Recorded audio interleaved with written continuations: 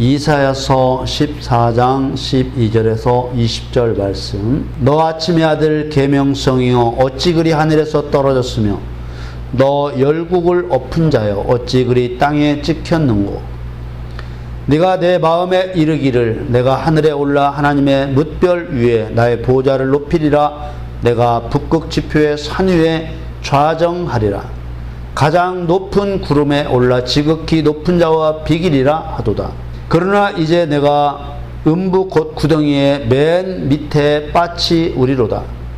너를 보는 자가 주목하여 너를 자세히 살펴보며 말하기를 이 사람이 땅을 진동시키며 열국을 경동시키며 세계를 황무케 하며 성읍을 파괴하며 사로잡힌 자를 그 집으로 놓아 보내지 않던 자가 아니뇨 하리로다.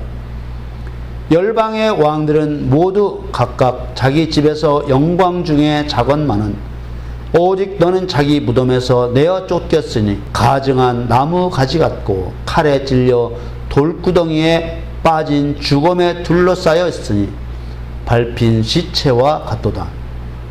네가 자기 땅을 많게 하였고 자기 백성을 죽였으므로 그들과 일반으로 안장함을 얻지 못하나니 악을 행하는 자의 후손은 영영이 이름이 나지 못하리로다. 사랑하는 성도 여러분, 하나님을 사랑하고 싶으십니까? 저도 누구 못지않게 하나님을 사랑하고 싶습니다. 마가복음 12장 30절에 네 마음을 다하고 목숨을 다하고 뜻을 다하고 힘을 다하여 주 너의 하나님을 사랑하라 하신 것이요. 예수님께서 가르쳐 주신 첫째 뒤는 계명입니다. 우리도 마음을 다하고 목숨을 다하고 힘을 다하여 유일하신 우리 주 하나님을 사랑하십사. 아멘. 그리스도인들이 성경을 바라보는 가장 잘못된 관점이 있다면 창세기 1장에 나오는 창조의 역사와 요한계시록 19장 이하에 나오는 종말의 역사가 한 묶음이 아니라 서로 다르다고 생각하는 것입니다. 이게 무슨 말인가 하면 하나님께서는 천지를 창조하실 때 하늘과 땅을 없애버릴 계획은 하지 않으셨다고 생각하는 것입니다. 이 세상을 만드실 계획을 세우실 때 이 세상을 없애실 계획도 함께 세우셨다는 사실을 믿지 않는 것입니다. 이런 생각이야말로 올바른 신앙생활을 방해하는 가장 큰 회방꾼입니다. 하나님께서는 분명히 이 세상을 창조하시기 전에 이 세상의 종말을 계획하셨습니다. 에덴 동산에서 하와와 아담이 죄를 범하고 땅이 저주를 받게 된 것도 하나님의 계획을 따라 된 것입니다. 전지전능하신 하나님께서는 하나님께서 예정하지 않은 돌발적인 일이 일어날 수가 없는 것입니다. 하나님께서는 천지를 창조하실 때 세상을 없애실 계획도 함께 세우셨음을 믿으시기를 바랍니다. 아멘. 그 근거는 잠언 8장과 에베소서 1장에 나와 있습니다. 잠언 8장 22절에 여호와께서 그 조화의 시작 곧 태초에 일하시기 전에 나를 가지셨으며, 태초에 일하시기 전이란 천지 창조를 시작하시기 전이라는 뜻입니다. 그리고 나를 가지셨다는 말은 글자 그대로 해석하면 곧 그리스도를 창조하셨다는 말인데, 하나님이신 그리스도를 창조하셨다는 말이 맞지 않기 때문에 그리스도를 계획하셨다고 보면 되는 것입니다. 23절에는 만세 전부터 상보부터 땅이 생기기 전부터 내가 세움을 입었나니, 만세 전이란 영원을 말합니다. 영원이란 시작도 끝도 없는 것이죠. 상고부터란 처음 또 시작부터라는 뜻입니다.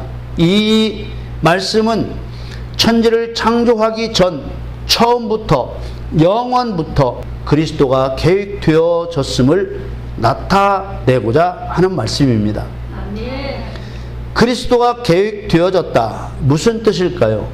예수님께서 그리스도로 이 세상에 오셨는데 오셔서 하신 일들을 생각해 보십시오. 예수님은 그리스도로 이 땅에 오셔서 귀신을 쫓아내 마귀의 일을 멸하시는 심판의 본을 보이셨습니다. 또 인간의 죄 문제를 해결하시기 위해서 십자가에서 죽으셨습니다.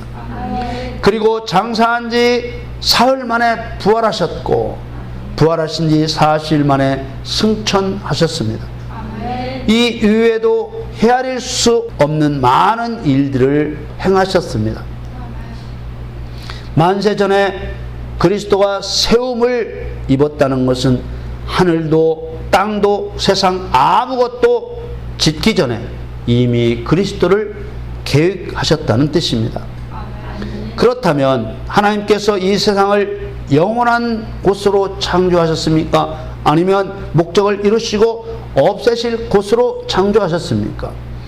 창세 전부터 하나님의 뜻을 이루신 후에 이 세상을 없애실 계획을 세우신 증거는 바로 그리스도라는 칭호 안에 들어 있습니다. 이 칭호 안에는 구원과 심판의 의미가 들어 있기 때문입니다. 이 사실을 증거하는 또 한 곳의 말씀이 에베소서 1장 말씀입니다. 에베소 1장 4절 5절에 곧 창세 전에 그리스도 안에서 우리를 택하사 우리로 사랑 안에서 그 앞에 거룩하고 흠이 없게 하시려고 그 기쁘신 뜻대로 우리를 예정하사 그러셨습니다.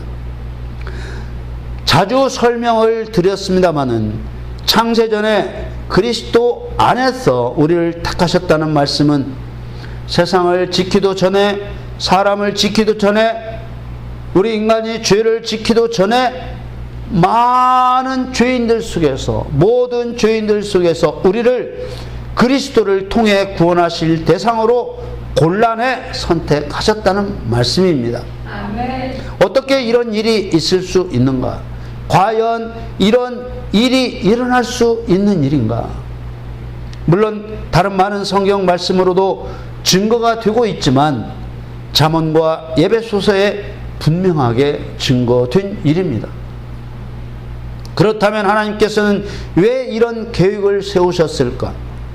왜 죄인이 된 모든 사람들 중에서 그리스도 안에서 신실하게 된 나를 선택하셨을까? 대부분의 그리스도인들은 자신이 하나님으로부터 택함 받았다고 생각합니다. 그러나 택함 받은 사람은 모든 그리스도인들이 아니라 모든 교회 다니는 사람들이 아니라 그리스도 안에서 신실하게 된 사람입니다. 이 말을 다른 말로 하면 성도입니다. 성도는 거룩한 무리라는 뜻이지만은 더 본질적으로는 그리스도의 것으로 부르심을 입은 자입니다. 그리스도의 것으로 부르심을 입은 자.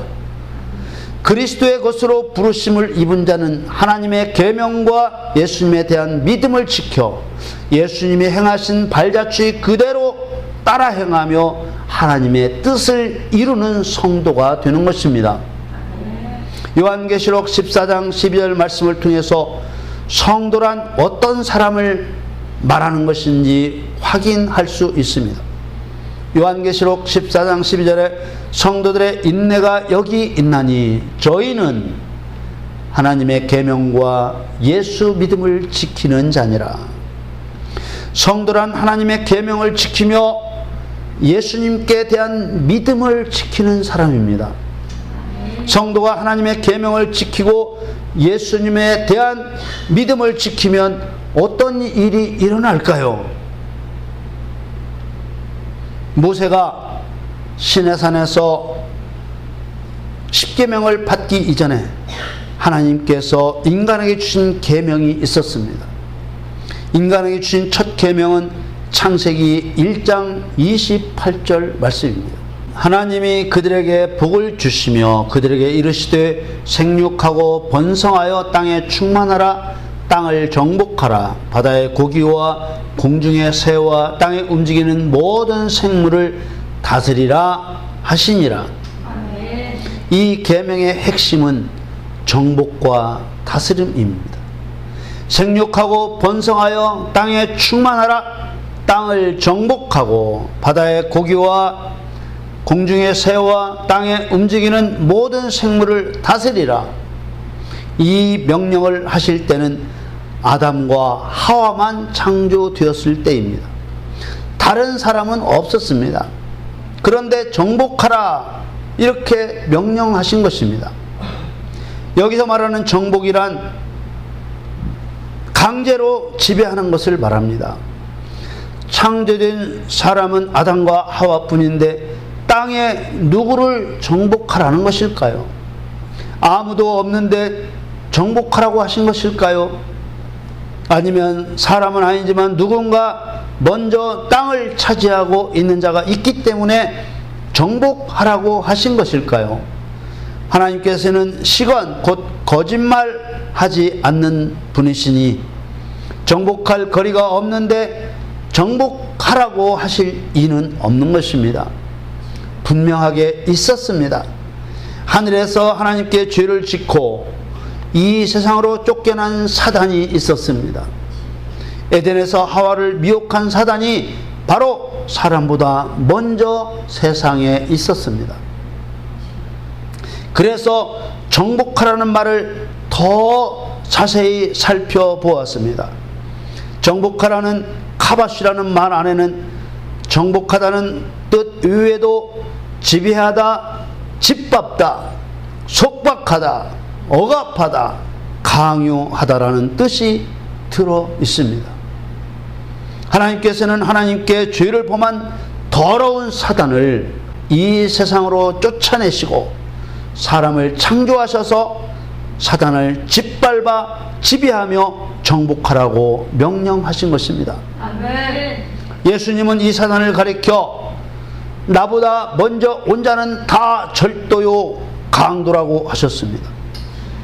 이게 이해가 되면 다스리라고 하신 바다의 고기와 공중의 새와 땅에 움직이는 모든 생물이 바로 사단과 귀신들을 상징하는 것이라는 것을 알 수 있게 되는 것입니다. 아멘. 여러분, 요한계시록 14장 12절 말씀에 나온 것처럼 성도가 하나님의 계명을 지키고 예수님께 대한 믿음을 지키면 이 세상에서 무슨 일이 벌어지는 것일까요? 사단이 성도에게 짓밟히고 지배당하고 정복당하는 일이 벌어지는 것입니다. 아멘. 사단의 나라가 무너지는 역사가 일어나는 것입니다. 아멘. 사단이나 마귀나 같은 자를 가리키지요. 죄는 마귀로부터 시작되었습니다. 마귀는 처음부터 범죄함이니라. 예수님께서는 마귀를 저는 처음부터 살인한 자요 진리가 그 속에 없으므로 진리에 서지 못하고 거짓을 말할 때마다 제 것으로 말하나니 이는 저가 거짓말장이요 거짓의 아비가 되었음이라. 이렇게 말씀하십니다. 이런 악한 사단이 정복당하고 다스림을 당하면 사람이 죄에서 벗어날 수 있게 되는 것입니다.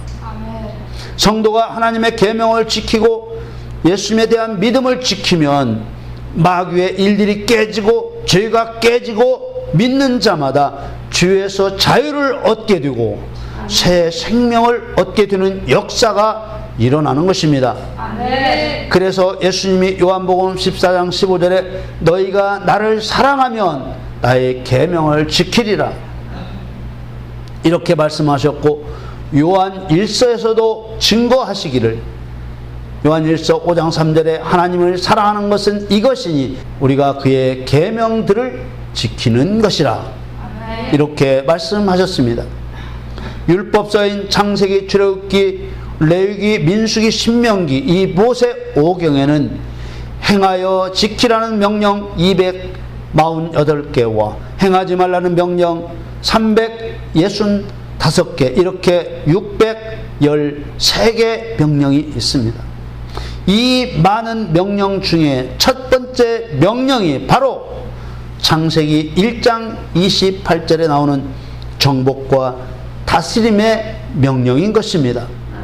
그래서 예수님은 요한복음 14장 21절 말씀에 나의 계명을 가지고 지키는 자라야 나를 사랑하는 자니, 나를 사랑하는 자는 내 아버지께 사랑을 받을 것이요 나도 그를 사랑하여 그에게 나를 나타내리라, 이렇게 반복해서 말씀하신 것입니다.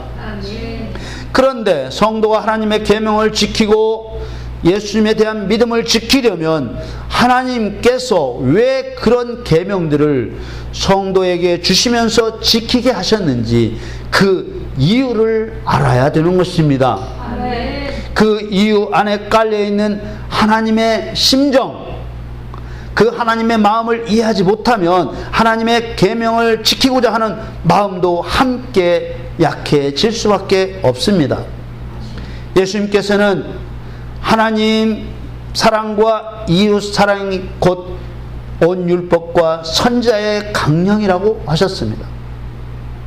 그러므로 하나님의 계명을 지키고 예수님에 대한 믿음을 지키는 것은 하나님이 정해주신 하나님을 사랑하는 방법이며 가장 핵심적인 사랑의 길입니다. 우리는 하나님께서 왜 이런 결정을 하셨는지 그 진실한 사실을 보아야 할 것입니다.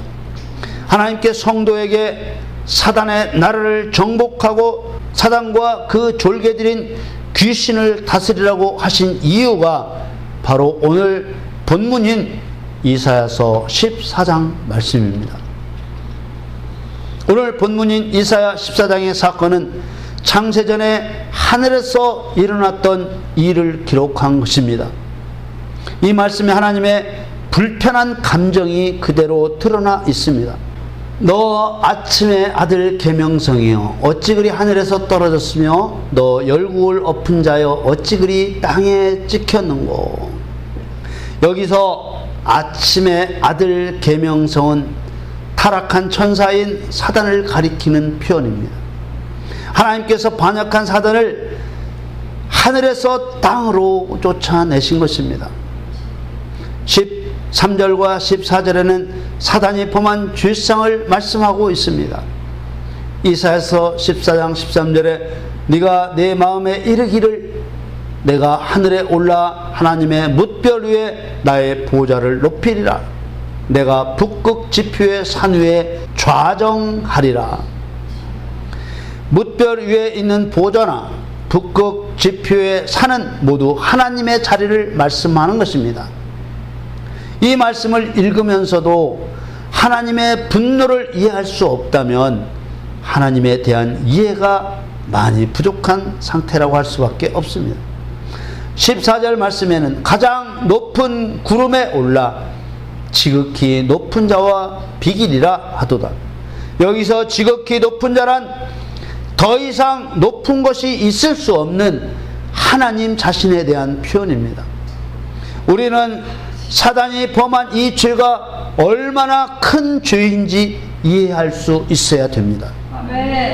창조주와 피조물의 관계를 이해하면 이해할수록 이 죄가 얼마나 큰 죄인지 떨림으로 알게 되는 것입니다. 또 자신이 하나님을 공경하면 공경할수록 이 죄가 훨씬 더 크게 느껴지는 것입니다. 이 죄를 세상 왕의 일로 견주어 생각해 보겠습니다. 어떤 왕이 있는데 아끼던 신하 중에 하나가 왕의 자리를 넘보는 것을 왕이 알게 되었습니다. 그러면 왕은 그 반역한 신하를 어떻게 조치하겠습니까? 실제로 다른 죄들은 용서받기도 하지만은 왕의 자리를 찬탈하려는 반역자에 대한 형벌은 실로 무서웠습니다. 반역을 일으킨 당사자를 아주 잔인하게 죽였고 아버지를 포함한 직계 가족, 외갓집, 처갓집 이렇게 3족을 다 죽였습니다. 반역죄는 이렇게 무서운 것이지요. 세상 속에서도.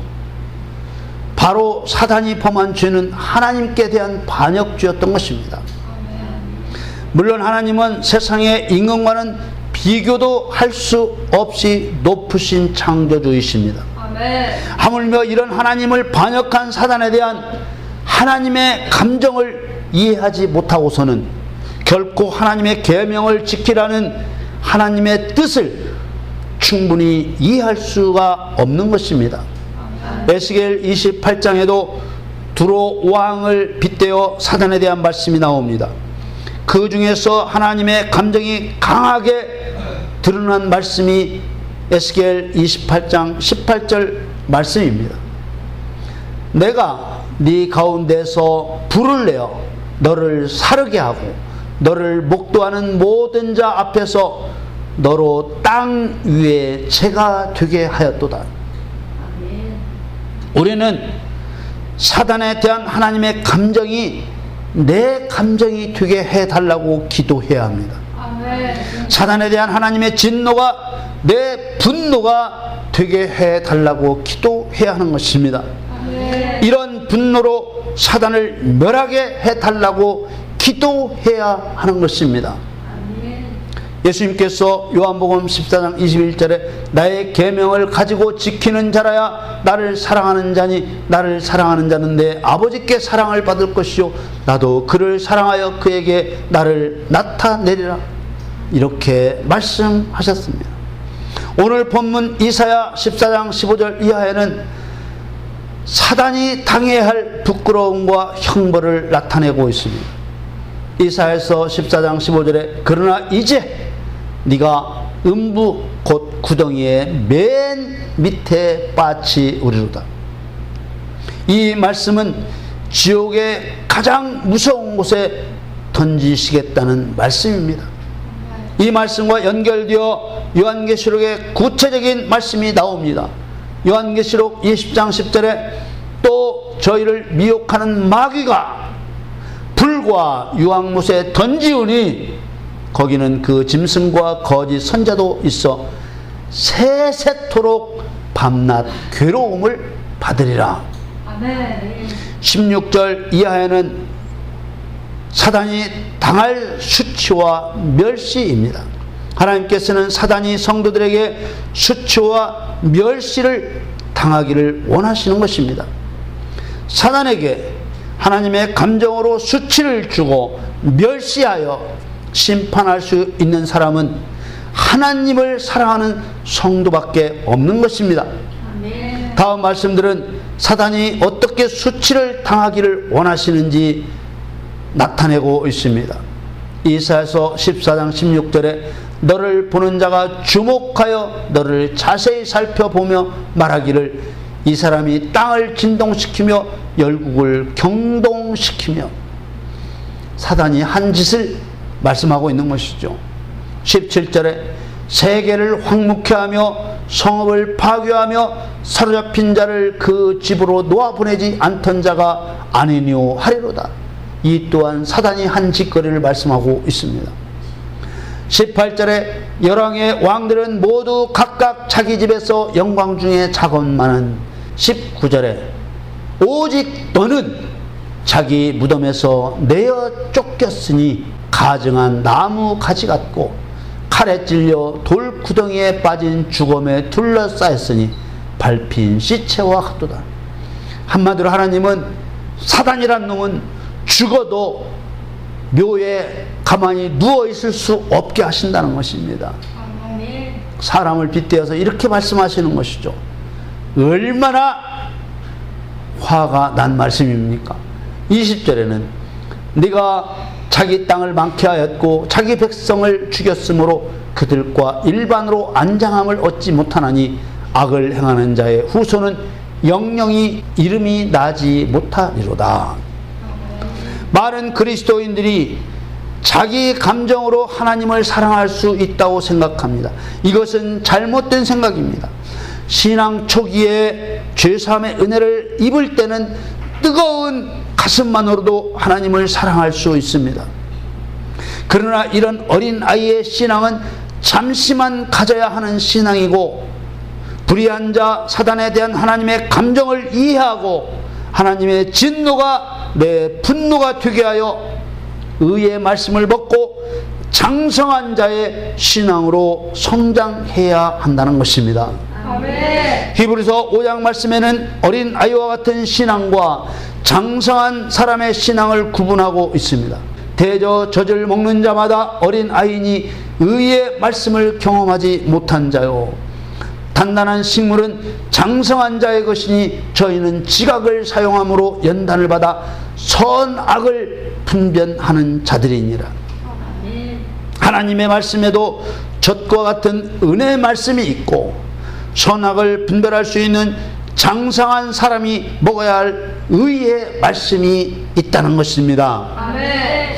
하나님께서는 성도가 예수님을 영접할 처음에는 어린 아이가 먹는 젖과 같은 은혜의 말씀을 먹어야 되고 또 먹을 수밖에 없지만 이인의 신앙이 성장해 가야 한다는 것이지요. 그래서 선악을 분별하여 사단의 죄악을 보게 되고 하나님의 진노를 알게 되어서 하나님의 계명을 지키고 예수님에 대한 믿음을 지켜서 하나님을 사랑하는 마음으로 의를 행하여 하나님의 감정 그대로 사단을 심판해야 한다는 것입니다. 아멘. 그리스도인들이 이 진리를 깨닫지 못하면 어린 아이 신앙을 떠날 수가 없습니다.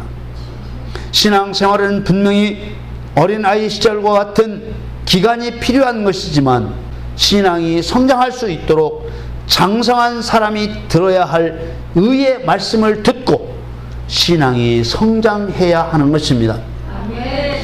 고린도전서 13장 11절에 내가 어렸을 때에는 말하는 것이 어린 아이와 같고 깨닫는 것이 어린 아이와 같고 생각하는 것이 어린 아이와 같다가 장성한 사람이 되어서는 어린 아이의 일을 버렸노라. 아멘. 어린 아이의 일을 버리시는 장성한 여러분들이 되시기를 예수님의 이름으로 축원합니다. 아멘. 이처럼 사단을 모르고서는 하나님이 원하시는 사랑을 할 수 없습니다. 아멘. 여러분, 사울 왕이 하나님께 버림받은 이유를 아십니까? 사울 왕은 하나님의 종 사무엘을 통해 기름 부음 받은 왕입니다. 하나님께서는 사무엘을 사울 왕에게 보내 아말렉과 전쟁하도록 명령하셨습니다. 사무엘상 15장 3절에 지금 가서 아말렉을 쳐서 그들의 모든 소유를 남기지 말고 진멸하되 남녀와 소아와 젖먹는 아이와 우양과 약대와 나귀를 죽이라 하셨나이다. 그런데 사울 왕은 하나님의 명령대로 행하지 않고 자기 판단대로 왕인 아각과 짐승들을 남겨두었습니다.